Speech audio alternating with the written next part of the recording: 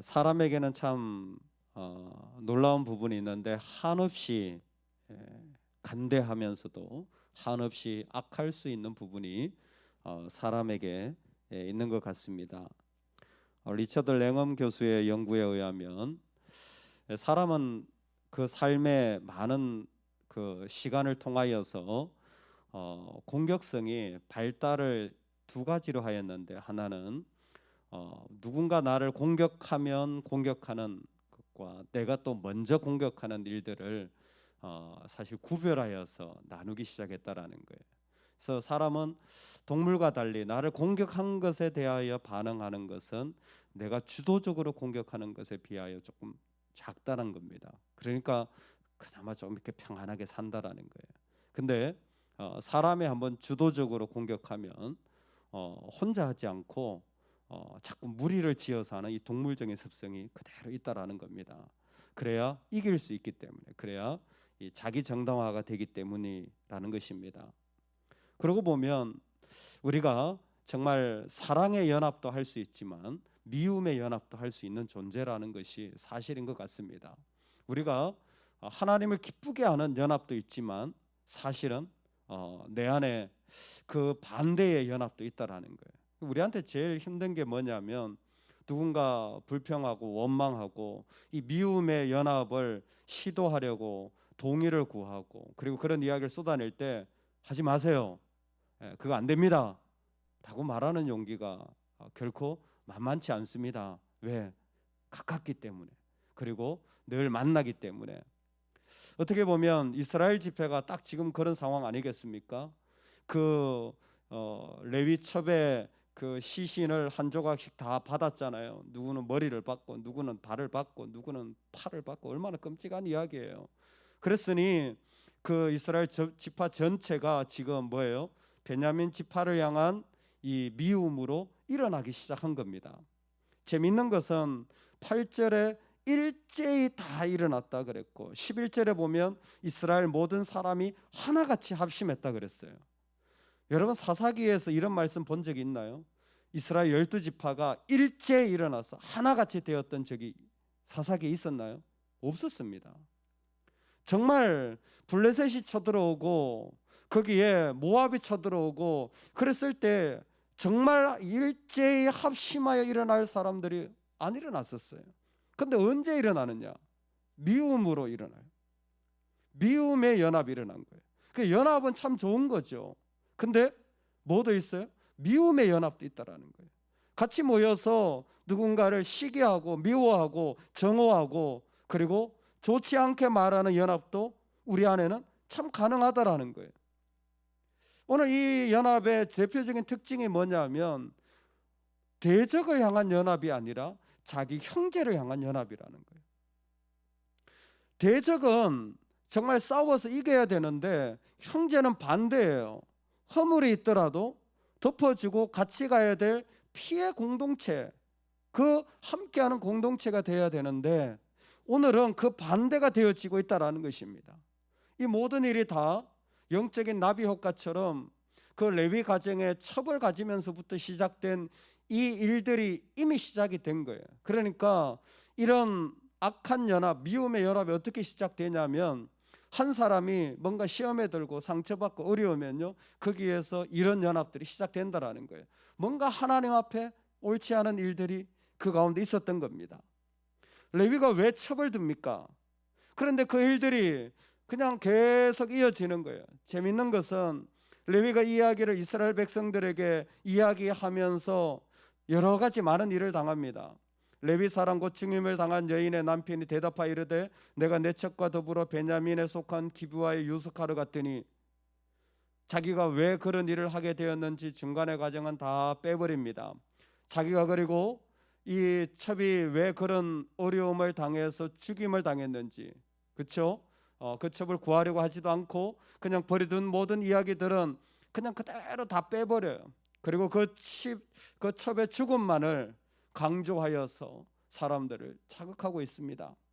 이 이야기는 이스라엘 전체에도 불행하고 이 레위에게도 불행하고 하나님 나라에게도 불행한 일들이 일어나고 있는 것입니다.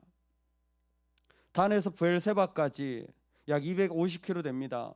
서울에서 한 대구 정도까지 되겠죠. 그런 어떤 이스라엘 전체가 모였는데 40만 명이 모였대요. 세상에 예전에 전쟁할 때 10,000명도 겨우 모였거든요. 40만 명이 어마어마한 숫자가 모인 거예요. 그러니까 우리가 여기에서 알 수 있는 게 뭐예요? 저와 여러분이 사랑의 연합은 정말 멀리 있고요. 악의 연합, 미움의 연합, 그리고 우리 안에 어둠의 연합은 뭐예요? 가까이 있다라는 거예요. 그 가정에서나 교회에서나 정말 주의해야 될 게 이 어둠의 연합은 쉽게 일어난다라는 거예요. 정말 이게 너무나 쉽게 일어나서 그것이 마치 어둠인지도 모르는 것처럼 느껴질 때가 많다라는 거예요. 여러분, 수백만 명을 죽인 히틀러가요, 채식주의자입니다. 그 사람이 동물 애호가예요. 그래서 자기 그 애완견을 죽었을 때 그렇게 슬퍼하며 울었다 그러잖아요. 그 히틀러의 비서의 증언에 의하면 히틀러가요, 아버지처럼 그렇게 따뜻했답니다. 자기한테는. 악의 연합을 할 때는요, 그렇게 무서웠던 사람이 또 자기의 영역에서는 뭐예요? 그렇게 선할 수도 있는 게 인간이라는 거예요. 인간의 속성이 그렇다라는 것입니다. 오늘 우리가 하나님 앞에 살아갈 때에 정말 이 사사기의 20장에 들어서면 이제 마지막 부분 아닙니까? 20장, 21장. 하나님 없는 시간을 우리는 철저하게 구별해야 됩니다. 하나님 없는 시간에 뭐 할 수 있다고요? 악한 연합을 할 수 있다니까요. 하나님 없는 때에, 내가 왕이 되었을 때에 이런 어둠의 연합이 쉽게 일어날 수 있다라니까요. 여러분, 주의 이름으로 그것을 대항할 수 있기를 간절히 소망합니다. 특별히 악한 연합의 구별 방법이 뭡니까? 싸워야 될 어둠의 권세, 사단의 권세와 싸우지 않고 형제와 싸우는 거예요.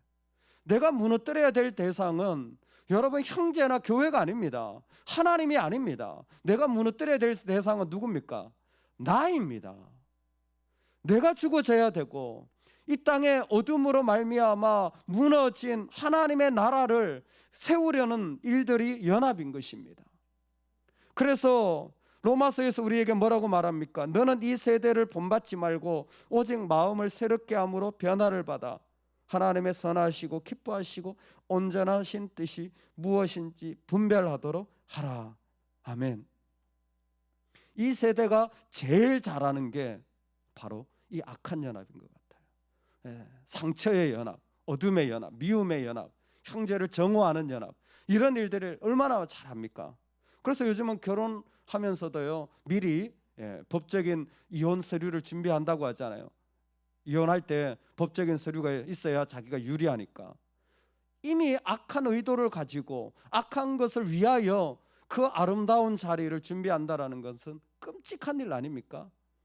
우리가 하나님 앞에 나아갈 때 정말 이 세대에 어떤 것도 본받지 말고 하나님 앞에 우리의 선하시고 기뻐하시고 온전하신 뜻이 드려지기를 간절히 소망합니다. 예수님이 성전에 계시는데 한 부자가 와서 예물을 드립니다. 참 귀해요. 근데 가난한 과부가 와서 예물을 드립니다.